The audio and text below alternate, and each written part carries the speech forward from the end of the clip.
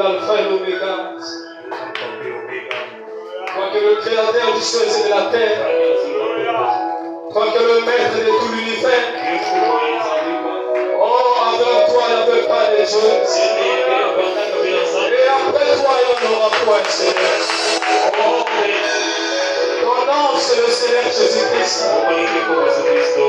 Tu es mon roi solide, Seigneur. En qui je peux mettre toute mon confiance. En qui je peux mettre toute mon espérance. C'est dans ce rocher, Seigneur. Et ce rocher, c'est Christ. Oh, Dieu notre Père. Merci pour ta présence, Seigneur. Oh, je me sens si petit. Oh, moi, ton inutile serviteur. Qui suis-je, moi, Seigneur notre Dieu? Oh, Dieu. Les mots me manquent. Les mots me manquent, Seigneur. Tu connais mon cœur. Oh, tu le sais, Seigneur. Oh, Dieu. Merci, Seigneur. Merci, Seigneur, mon Dieu. Merci, mon roi. Oh, merci pour ta présence. Oh, tu ne mens pas, Seigneur. Oui, Seigneur. Lorsque tu dis dans ta parole, là où 2 ou 300 rassemblements, il commence. Je ne sens pas pour demander quelque chose, toi tu le fais. Et toi tu es là, Seigneur notre Dieu. Alors je le crois de tout mon cœur, Père. Oh, à l'instant où tu es ici, Seigneur notre Dieu, je peux devenir tout esprit qui compte, Seigneur.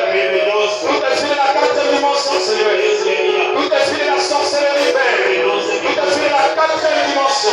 Tout esprit des envoûtements. Oh, je peux condamner cela ici au nom de Jésus-Christ. Et je peux le prendre sous mon contrôle dans le nom de Jésus-Christ. Oh Dieu, merci. Oh, merci Seigneur. Merci Seigneur. Oh, je ne sais pas quoi te dire. Je ne sais pas comment t'adorer, Seigneur. Oh, Dieu, viens, Seigneur. Viens à mon aide, Seigneur. Viens à mon secours, Seigneur. Oh, Dieu, notre Père. Oh, merci. Merci, mon roi, que tu t'es bien fait. Et chaque présence ici ce matin. Oh, Dieu. Merci pour ton onction. Merci. Merci, mon roi. Merci de la gloire. Merci des acclamations. Maintenant, nous voulons dans Jésus-Christ. J'ai ainsi prié de mon roi. Nous te disons Amen.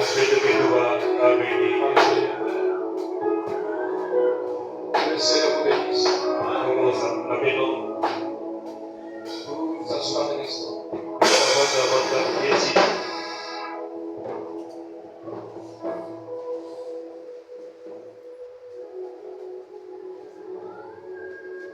Dieu vous bénisse une fois de plus.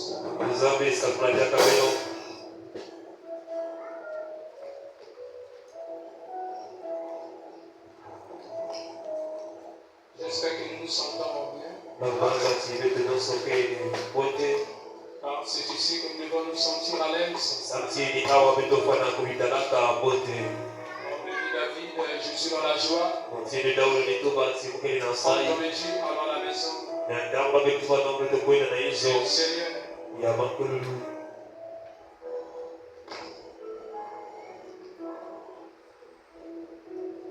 que nous puissions commencer, je vous invite à vous lever, s'il vous plaît. Nous prenons toujours notre lecture. Hébreux 11, le verset 1 à 3. Nous lirons aussi Genèse. Or, la foi est une ferme assurance des choses qu'on espère, une démonstration de celles qu'on ne voit pas. Pour l'avoir possédé, les anciens ont obtenu un témoignage favorable. C'est par la foi que nous reconnaissons que le monde a été formé par la parole de Dieu, en sorte que ce qu'on voit n'a pas été fait des choses visibles. Prenons Genèse. 18.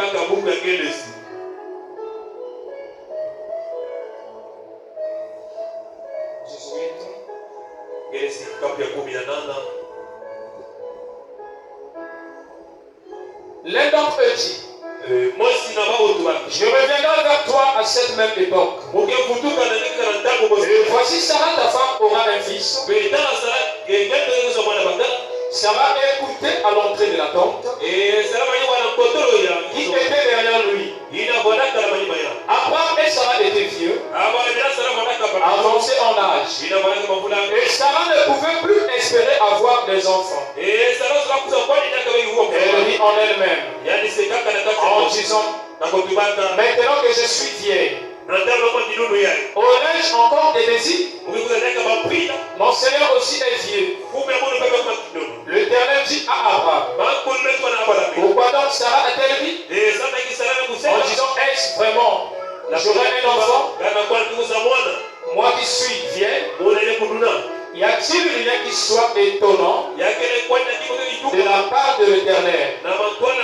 Au temps fixé, je reviendrai vers toi à cette même époque, et Sarah aura un fils. Le verset 15, Sarah mentit en disant, je n'ai pas ri. Car elle eut peur, mais il dit au contraire, tu as ri. Dieu notre Père Céleste, alors nous voici autour de ta parole ce matin, avec nos têtes inclinées ainsi que nos cœurs pour démontrer notre suffisance. Seigneur notre Dieu. Alors tout homme qui sait lire, peut lire, Seigneur mon Dieu. Mais celui qui donne le contexte, la conversion exacte à ta parole, c'est le Saint-Esprit, Seigneur. Alors c'est pour cela, Seigneur notre Dieu, viens encore parler une fois de plus ce matin. Nous remettons tout à toi, où est l'élève, je bénirai aussi l'interprète, je bénirai l'auditoire, nous remettons tout à toi, dans le nom de Jésus-Christ. Amen. Alors vous pouvez vous asseoir. J'ai capté, si vous voulez, il y a aussi le pasteur Gaëtan qui m'a demandé de vous saluer au nom du Seigneur Jésus-Christ. Alors, donc, nous continuons avec notre sujet. On avait commencé depuis la semaine passée. Donc, nous sommes en train de parler de la promesse à l'accomplissement et réunir les conditions. Or, il y a pas mal de choses qu'on a vues là-dessus. Donc, du coup, on ne peut plus revenir. Donc, on a parlé sur pas mal de points. En réalité, normalement, Dieu, pour travailler dans une personne, la personne doit être quitte du péché. Il doit être un homme consacré à Dieu. Il doit s'abandonner totalement corps et âme à Dieu. Dans ce moment-là, cet homme-là, Dieu peut l'utiliser. Alors, frère, on dit les conditions de Dieu, les conditions que Dieu demande que l'Église puisse réunir, ce n'est pas autre chose. Mais ce que Dieu demande que l'Église puisse réunir comme condition, c'est la parole de Dieu. C'est ça les conditions, il n'y a rien d'autre. Si ce n'est que la parole, c'est ce que Frère Madame dit. Il dit que, et quoi que l'Église en dise. Ils doivent remplir les conditions fixées par Dieu. Et les conditions fixées par Dieu, c'est la parole de Dieu. C'est pas autre chose. C'est pour cela dans Jean chapitre 1, il dit là-bas qu'au commencement était la parole. Donc c'est pour cela les conditions aussi que son peuple doit réunir doivent être les conditions de la parole. En dehors de la parole, il n'y aura rien. Vous voyez? C'est ce que nous avons vu durant toute la semaine. Il faudra réunir les conditions. C'est la même chose pour une personne. C'est la même chose pour une église. l'église. Une église qui rejette la parole, qui ne veut pas relire les conditions de Dieu, Dieu tourne son dos vers cette église. Vous allez voir, on aura toujours des témoignages. On aura fait des expériences. Mais la chose véritable, qui est le Saint-Esprit, ne sera plus là-dessus. Oui, exactement, c'est la vérité, frère. Il ne sera plus. Parce que si ça tenait qu'au miracle, les églises de réveil l'enfant, les églises font de miracles. Mais la grande miracle ici que Dieu demande, la grande miracle que nous devons connaître en réalité, c'est la parole de Dieu. C'est d'abord notre vie. Ce que vous étiez avant et ce que vous êtes devenu aujourd'hui n'est plus la même chose. Sinon vous connaîtrez que vous êtes quelque part, arrivé quelque part avec Dieu. Mais si vous constatez les mêmes habitudes qui étaient avec vous auparavant, ils continuent jusqu'en ces jours, vous ne réalisez pas les conditions de Dieu. Alors dans ce moment, Dieu n'a rien à voir avec cette personne. Et la fois passée, on avait une fois madame dit, Dieu le mettra en rencard. Vous voyez? Et c'est ce que l'Église doit faire. Toute personne, vous et moi. Ça ne concerne pas un diable. Ça ne concerne pas, non, ça c'est juste pour le prédicateur. Non. Toute personne doit tenir les conditions exactes selon la parole. Pour que vous voyez la manifestation de Dieu dans votre vie, réunissez les conditions. Et ça m'a dit, quand vous avez fait ce que vous savez être juste, donc lorsque l'Église a fait ce qui est juste, il connaît que ça c'est maintenant juste selon la parole de Dieu. Alors frère madame dit ceci, dans la brochure, soyez certains de Dieu. Ça c'est prêché le 25 premier mois 59 au paragraphe 61. Frère madame dit ceci, quand vous avez fait ce que vous savez être juste,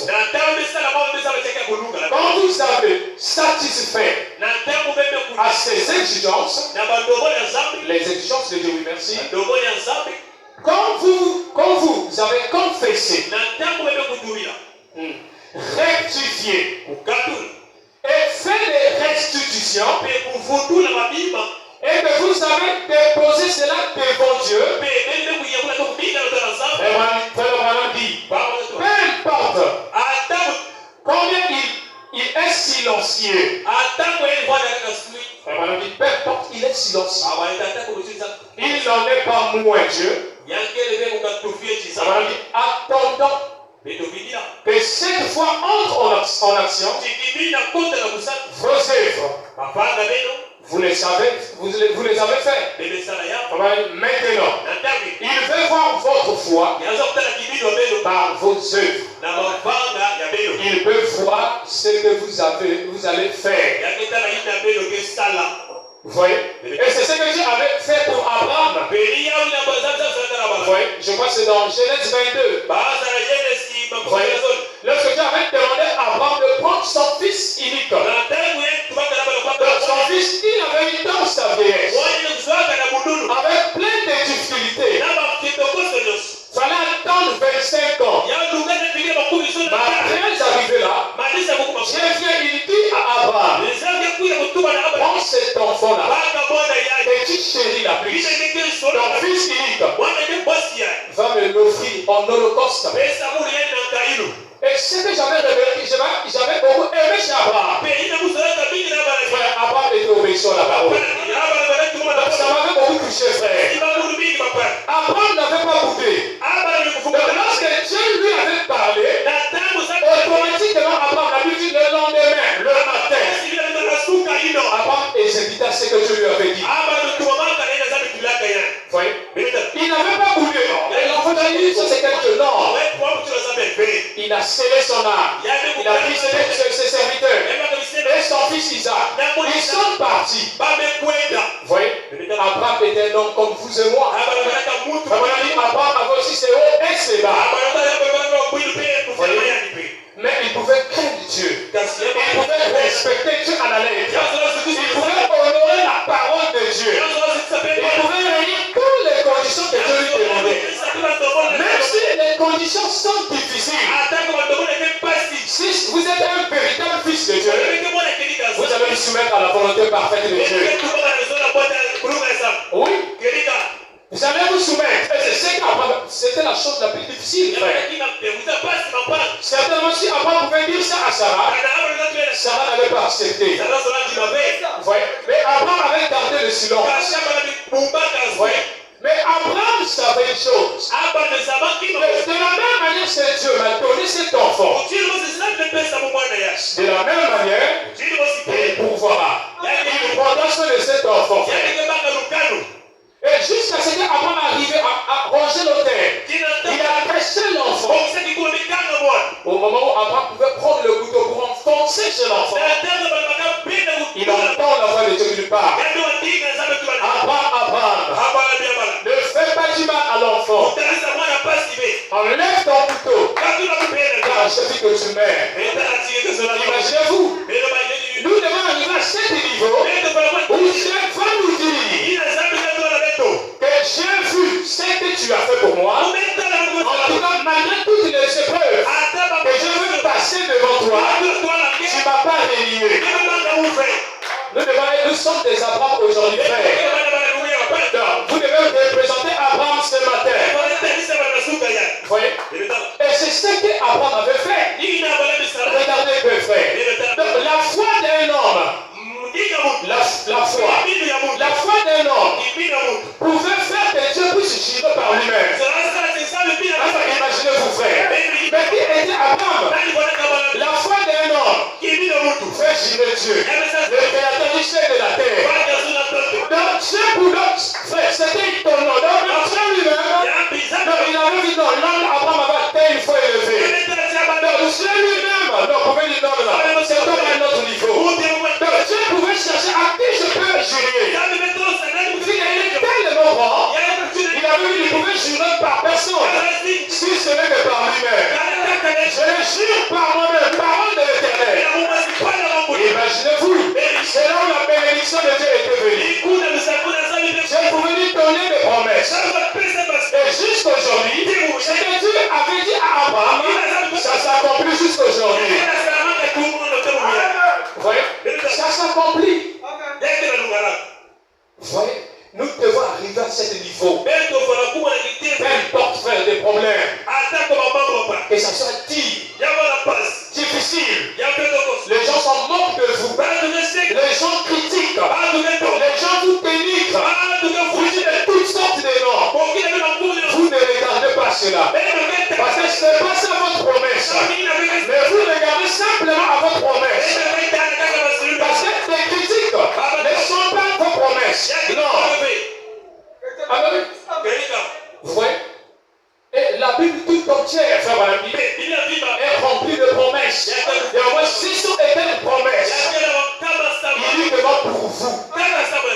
Lorsque nous croyons véritablement la parole de Dieu. Vous voyez?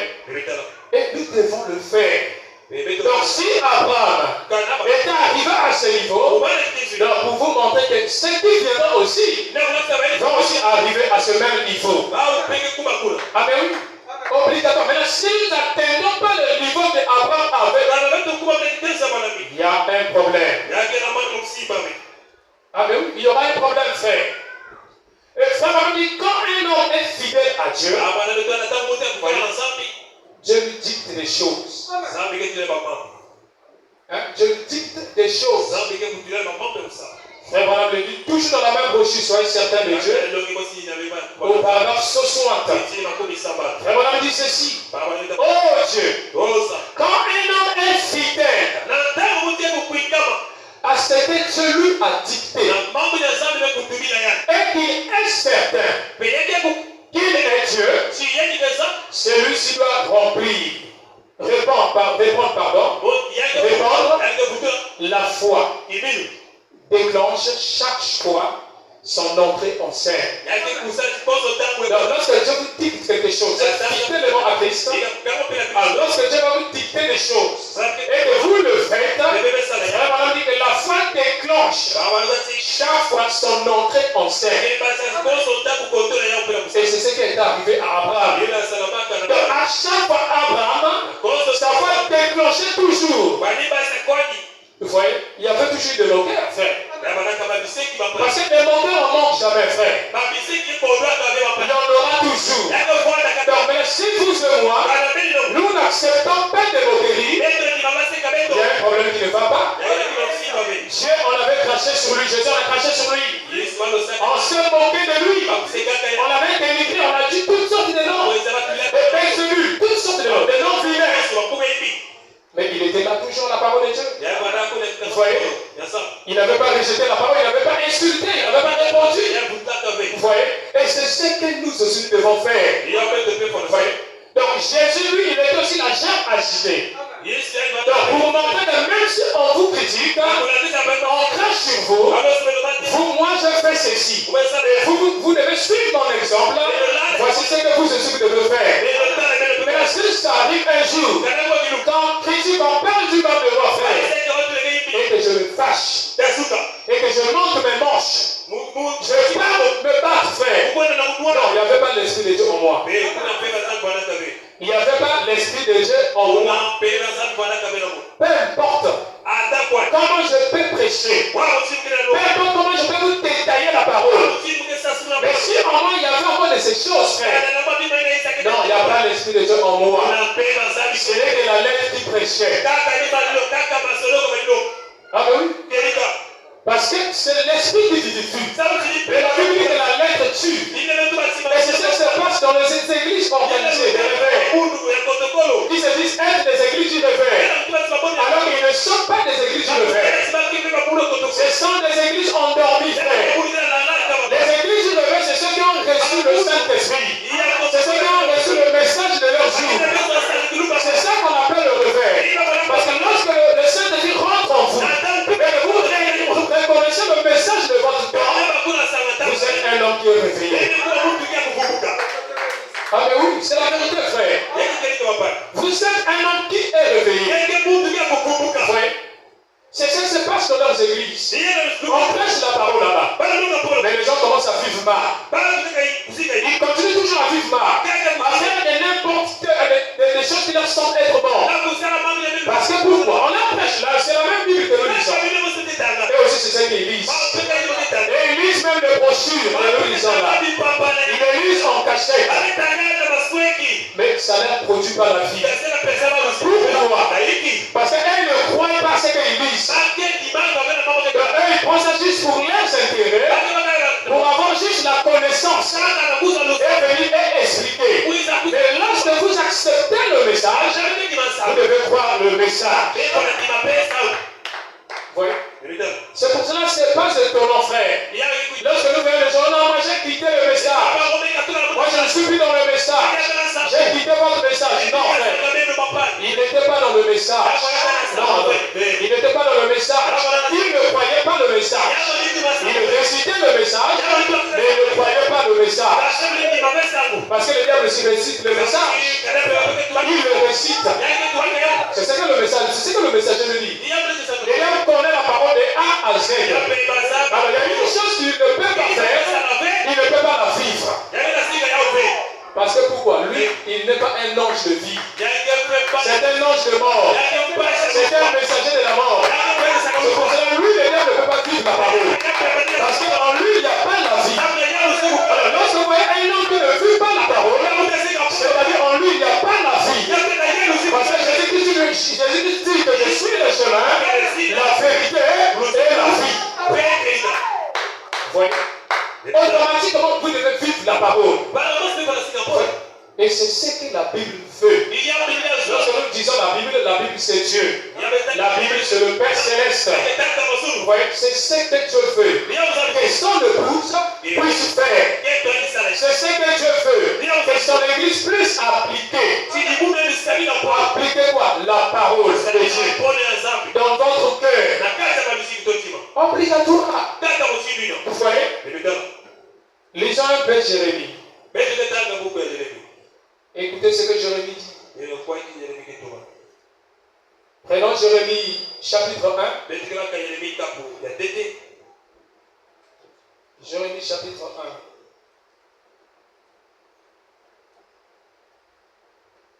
1. Le verset 19. Je redis ceci. Ils te feront la guerre, mais ils ne te vaincront pas. Qui? Ceux qui croient en Dieu. Ceux qui respectent Dieu. C'est à ces gens que Dieu s'adresse. Pas au monde des églises, non. Qui s'affilie au tabernacle, non. Hein? Non, frère, moi, je crois simplement ce que mon pasteur me dit. Mais on lui présente ce que le messager dit, il ne croit pas. Non, ce que mon pasteur dit, c'est ce que je crois. Bon, entre eux, ses frères, et l'église catholique, il y a quelle différence entre les deux? Il n'y en a pas. Parce que l'église catholique fait la même chose. Vraiment dit que l'église catholique croit ce que le prêtre dit. Ce que le pape dit, c'est ça qu'ils croient. Mais ce que la Bible dit là, ce n'est pas leur problème. Vous voyez? Il y a plein de catholiques modernes dans le tabernacle. Ils adorent Marie en secret. Mais sous couverture du nom du Seigneur Jésus-Christ. Mais au fond de leur cœur, là, c'est Marie qu'ils adorent. Et ce n'est pas cette Marie, la notre sœur. C'est une déesse qu'ils adorent. Ils sont là dans notre tabernacle. Ah, mais oui, frère. Vous voyez? Car je suis avec toi pour te délivrer. Dit l'Éternel. Hein? C'est pas un homme qui l'a dit.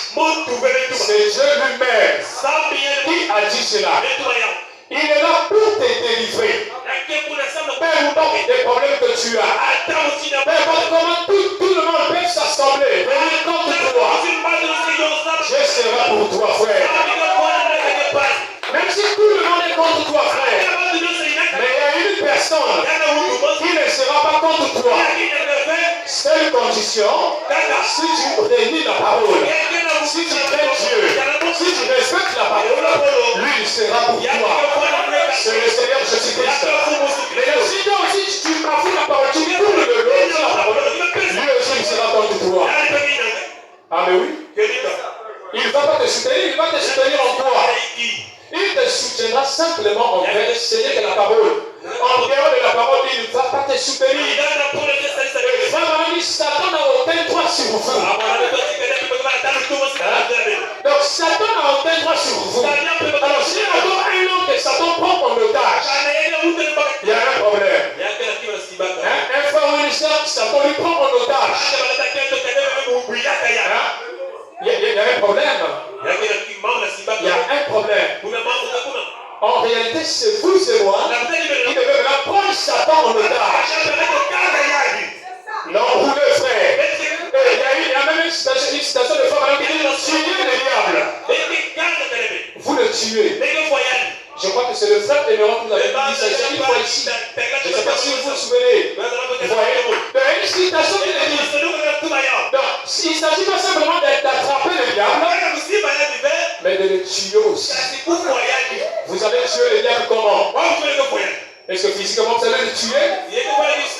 Si vous prenez le peuple du sud pour chercher là où il est le diable, où est-ce que vous allez le trouver?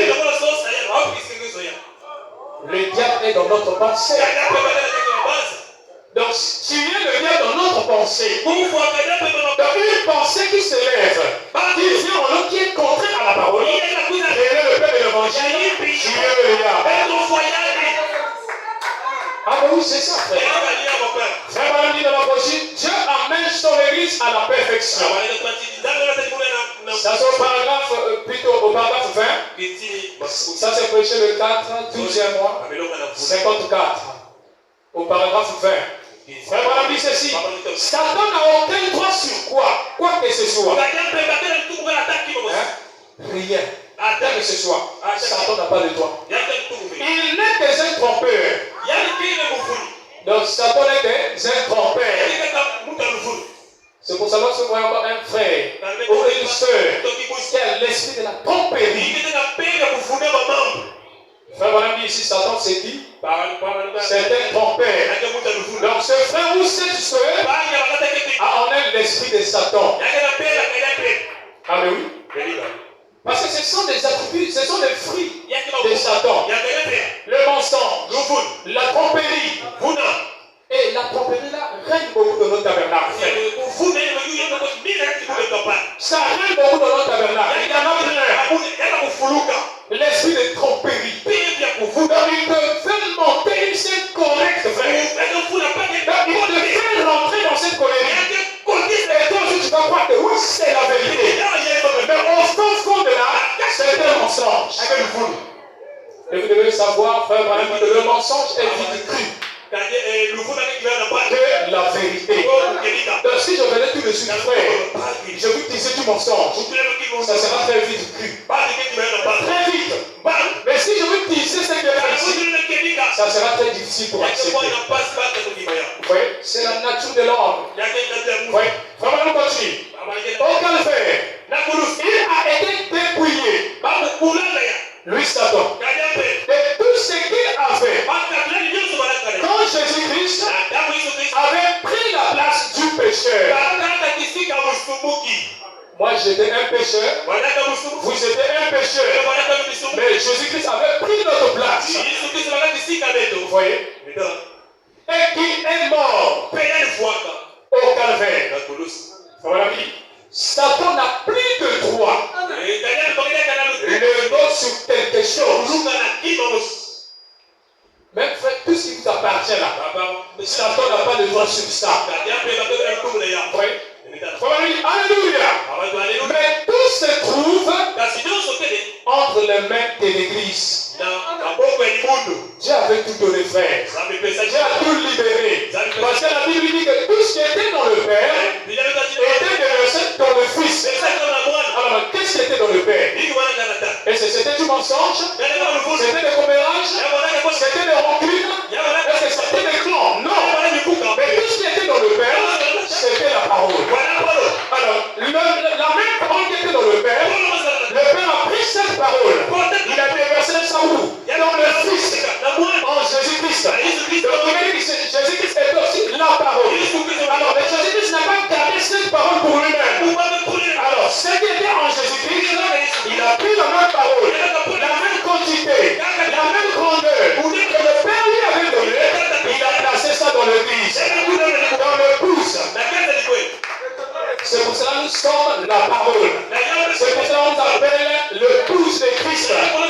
La parole. C'est pas nous-mêmes, frère, qui ont donné le nom de la parole. Non. C'est des païens, frère.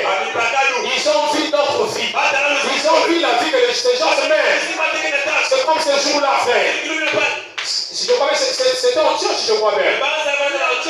Hein, je crois bien, c'était là-bas, non? Là, on avait reconnu les chrétiens. C'était pas eux-mêmes qui se sont dit que nous sommes des chrétiens. C'était des païens. Qui ont reconnu, non, ça, ce sont des chrétiens. Parce qu'ils ont dit que la vie que le païen a menée, ce n'était pas la même vie que ces gens se menaient. C'est là où les païens ont dit, ça, ce sont des chrétiens. Et c'est la même chose pour nous, frères. Donc, lorsque le monde a vu, le monde a vu que la vie que nous menons est tellement différente avec leur vie. Alors, ils ont dit, non. Ça, ce sont des hommes de la parole. Donc, eux-mêmes, ils ne comprennent rien. Lorsqu'ils nous appellent la parole, ils ne savent pas réellement qu'est-ce que la parole. Parce que la parole, c'est Dieu. Et c'est la parole qui les a créés. Et c'est la parole qui nous a créés. Et c'est la parole qui nous fera enlever. Alors, si vous rejetez cette parole, il n'y a pas d'enlèvement. Il n'y aura pas d'enlèvement, frère. Vous voyez? Vraiment, on continue. Tout se trouve entre les mains de l'église et du croyant. Vous voyez? Et du croyant, frère. Tout se trouve entre nos mains. Mais là, il s'agit de notre disposition. Dieu a tout donné. C'est comme je disais la fois passée, frère. Lorsque Dieu avait donné la promesse à Abraham, et à cette même époque, cette même année, je reviendrai. Sarah, ta femme, aura un fils. Pour Dieu, lorsqu'il avait déjà dit ça, pour Dieu, la chose était déjà close. Donc, conclu. Pour Dieu, il n'y avait plus de problème. Le problème, c'était maintenant à Abraham de manifester une attitude envers cette parole. Et c'est ce qu'Abraham avait fait. Parce que Abraham dit, le moment est échappé. Il y a quelque chose que Abraham dit.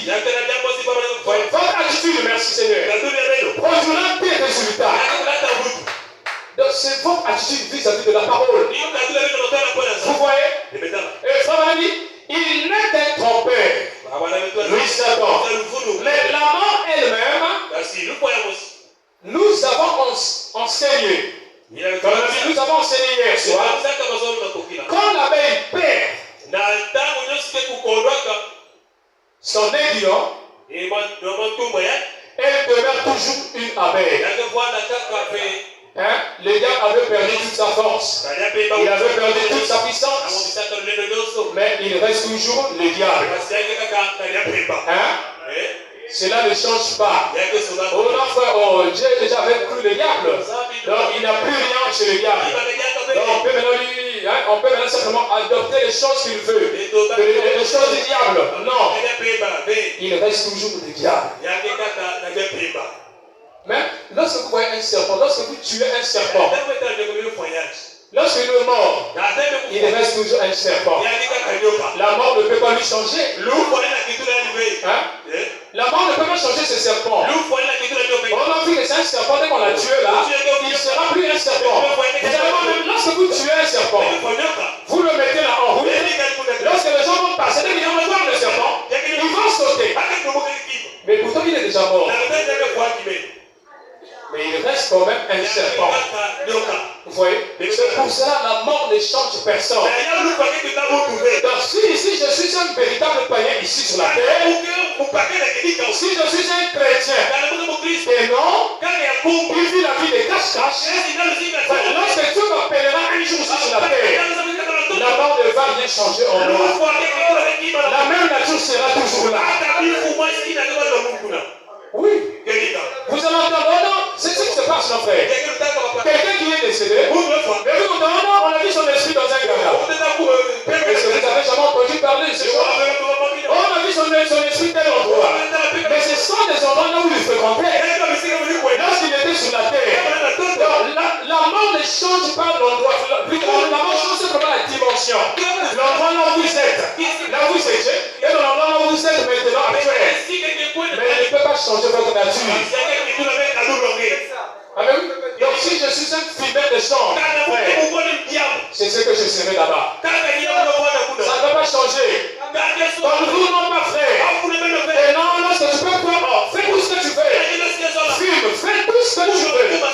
Mais sache qu'un jour lorsque tu mourras, avant de mourir, tu dis simplement à ta famille de préparer simplement l'argent, d'aller consulter un prêtre pour te faire de pénitence. On va payer le prêtre, et le prêtre va prendre en fait tant de bouilles, ils vont passer je ne sais pas quoi que ce soit sur ça, et non, en tout cas là ses péchés sont pardonnés, là je l'ai envoyé au ciel. Non frère, il n'y a pas de purgatoire, il n'y a pas de purgatoire après la mort. La purgatoire véritable, c'est la parole de Dieu. C'est maintenant la frère. Lorsque la parole de Dieu est en train d'être prêchée, Dieu est en train de nous nettoyer, frère. Il est en train d'enlever, frère. Il enlève le mensonge. Il enlève la vie de concubine. Il enlève la vie du péché. Il enlève la vie de commérage. Il enlève la vie de l'adultère. Il enlève la vie de toutes sortes de choses, frère. Il vous nettoie. C'est maintenant. Lorsque la parole est prêchée, et que vous fermez vos oreilles, puis vous la parole ne vous nettoie pas. Mais si vous attendez la purigatoire du diable là, il n'en aura pas, frère. Au contraire, il va encore vous envoyer plus profond là-bas, frère. Ah mais oui, frère. On a dit que l'église catholique, depuis que cette église a commencé, ils n'ont jamais emmené un homme au ciel. Imaginez-vous, frère, depuis que cette église a commencé, aucun homme n'est rentré au ciel.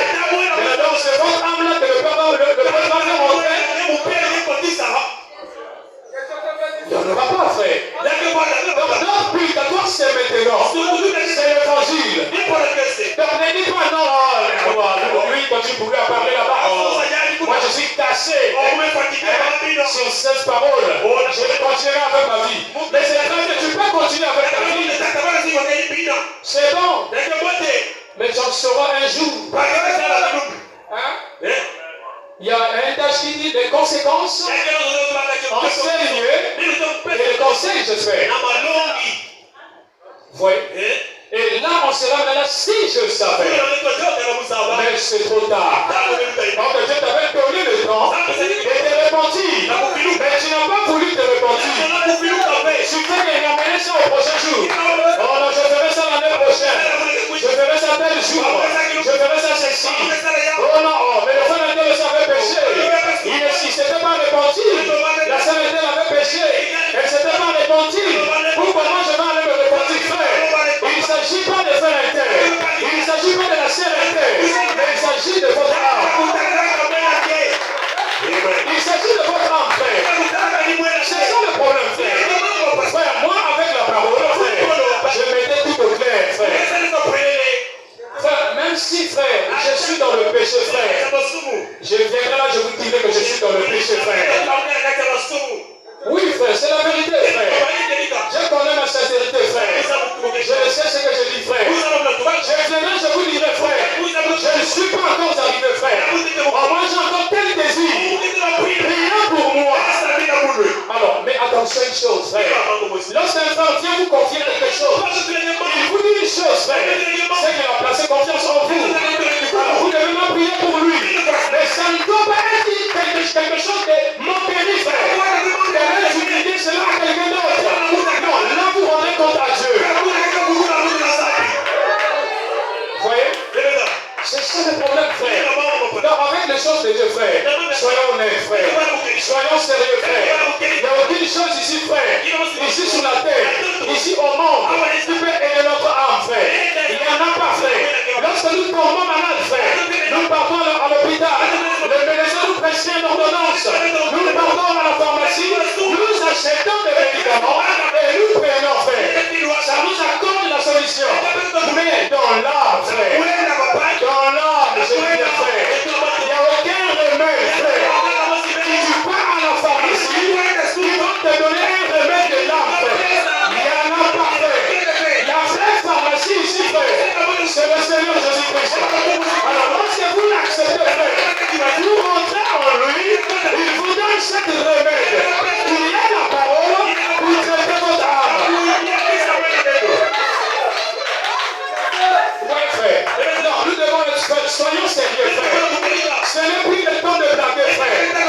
Laissons les niaiseries, frère.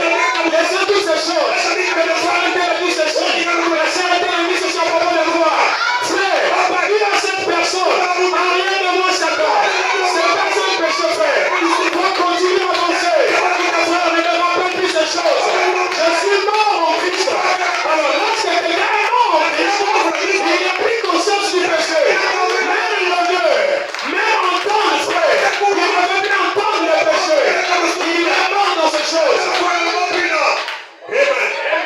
Voyez, frère. Frère, non, il est en fait. Au moment où nous pouvons dormir, frère, l'époux viendra, frère.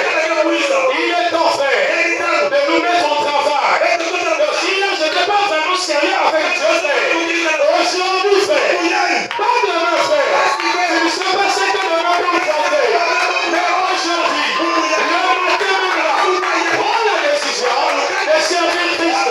Et le suivre, frère. Ne dis pas que non, mon père est pasteur, ma mère est petite servante de Dieu.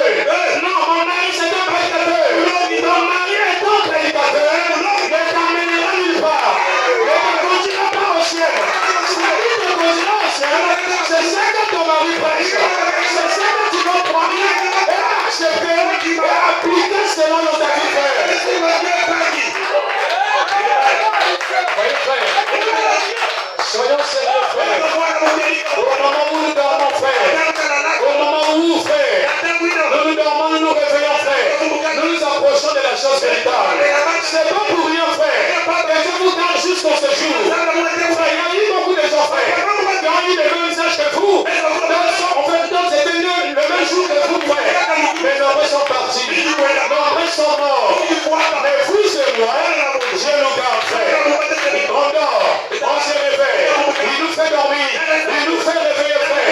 C'est pas pour que nous restons dans les futilités, non, frère.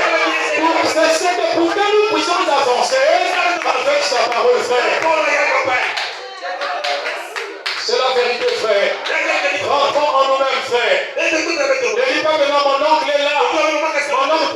position de moi, frère. Il n'y aura personne ce jour-là, frère. Qui prendra position de vous, frère. Ce jour-là, lorsque je quitterai la terre, frère. Si je n'ai pas servi ce convenant de mon frère, je serai là dans la tombe. Vous allez partir. Vous allez pleurer. Vous allez prendre mon dépouille. Vous allez même déposer cela dans la terre, frère. C'est quelqu'un d'autre qui va creuser le trou. Là, on va me mettre. On va fermer. C'est quelqu'un d'autre qui va fermer, frère. Mais à l'intérieur, frère, dans la chambre noire, là, frère, je serai seul. Si je n'avais pas Christ en moi, frère, je serai seul à l'intérieur. Je serai seul, frère. Personne. Mais si en moi il y avait quelque chose, si en moi il y avait le Saint-Esprit, frère, le Saint-Esprit sera là. Il me conduira vers mon Père, frère. C'est la vérité, frère. Il me conduira vers mon Père. C'est notre Père, frère, à tous. C'est le Seigneur Jésus-Christ. Et lorsque le Saint-Esprit est en toi, frère, même si le verre déterrait votre corps, en tout arraché, frère, mon corps est devenu rien que la poussière. Mais l'un de ces jours, frère, lorsque la trompette de Dieu sonnera, frère, oh Dieu, frère, je sortirai de la porte. Il y aura quelque chose qui va faire. Reconstituer tous les sens de l'élément, frère, reconstituer mon corps. Alors lorsque la paix sera, frère, j'entendrai ma voix, j'entendrai ma paix, j'entendrai mon nom. Et je répondrai, frère. C'est la vérité, frère. Mais si vous ne prenez pas position de lui, frère, qui ce jour-là prendra position de vous? Soyons sérieux, frère. Laissons ces choses, frère. L'Écriture nous emmène nulle part. Regardez que depuis que nous avons commencé à critiquer, qu'est-ce que nous avons eu au retour? Depuis que nous avons commencé à critiquer, toujours dénigrer les autres. Toujours dénigrer les autres. Mais ça, c'est la nature du Saint-Esprit. Il y a de moi qui est juste. Il y a de moi qui est juste. Le frère est faux. La sœur est faux. Il y a de moi. Non, frère.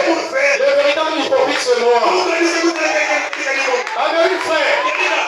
Il y a des gens aujourd'hui, frère, qui ont pris maintenant des captures d'écran des vies des autres, frère. Il a fait des captures d'écran de ta vie, frère. Mais ma propre vie à moi-même, je ne fais pas capture d'écran. Mais la vie, ta vie à toi, je fais capture d'écran. Vous ne voyez pas que c'est le diable, frère. Je fais capture d'écran.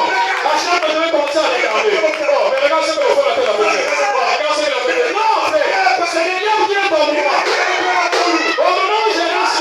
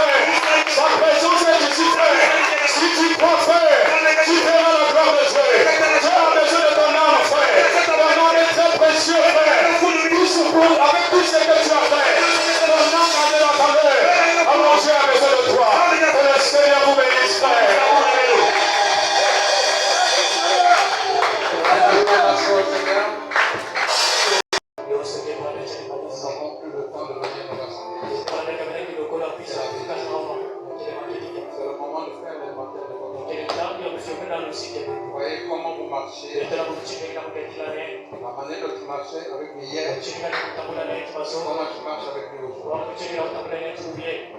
Regardez votre vie.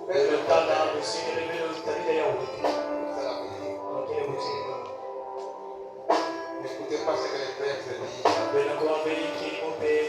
Je viens ici, alors ils ont le pouvoir d'envoyer le ciel. C'est un mensonge du diable. Ça n'existe pas. C'est maintenant que Dieu est en train de vous nettoyer. Ce jour-là, il a prêché, il a installé la foule. Là, vous êtes purs.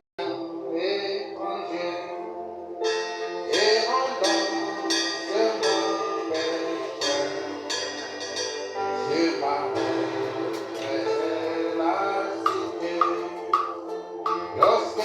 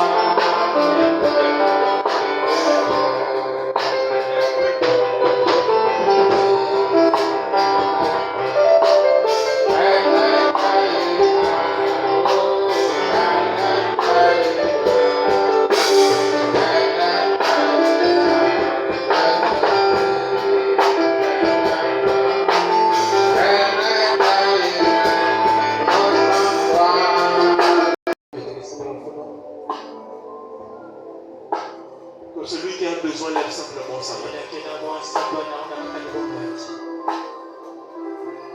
On va parler à Dieu. Seigneur Jésus-Christ, Dieu Tout-Puissant. Toi l'époux de nos âmes. Toi le roi des rois. Toi le Dieu Tout-Puissant. Tu es le général à 5 étoiles. Tu es notre mari capable. Tu es l'époux de nos âmes. Tu es le donateur de la vie éternelle. Tu es celui qui règne sur l'univers tout entier. Tu es aussi appelé le Seigneur Jésus-Christ. L'homme dont tout est possible. Et chaque matinée nous avons vu en action dans ce monde. Oh Seigneur Jésus-Christ. Maintenant nous enseigne que tu ne réunis jamais les hommes. Lorsque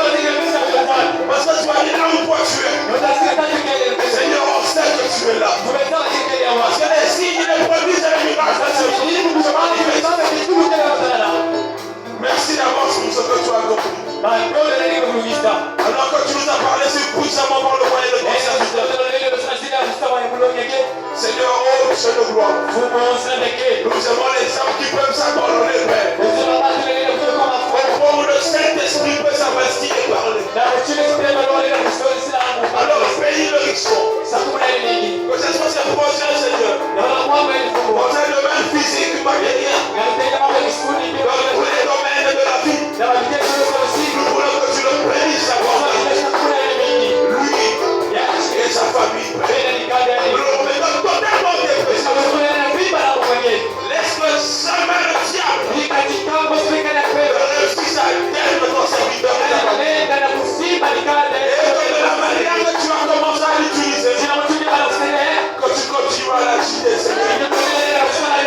Que toi tu peux faire pour la seule et unique gloire de ton nom. Nous sommes arrivés au terme de la réunion. Rentre avec chacun de nous. Laisse ta puissance nous accompagne. Que les offrandes et les dîmes qui seront prêtes soient bénies, Seigneur. Et s'il y a quelqu'un qui n'a pas porté, Seigneur, laisse que tu le bénisses. Et que les choses à venir, il apporte quelque chose.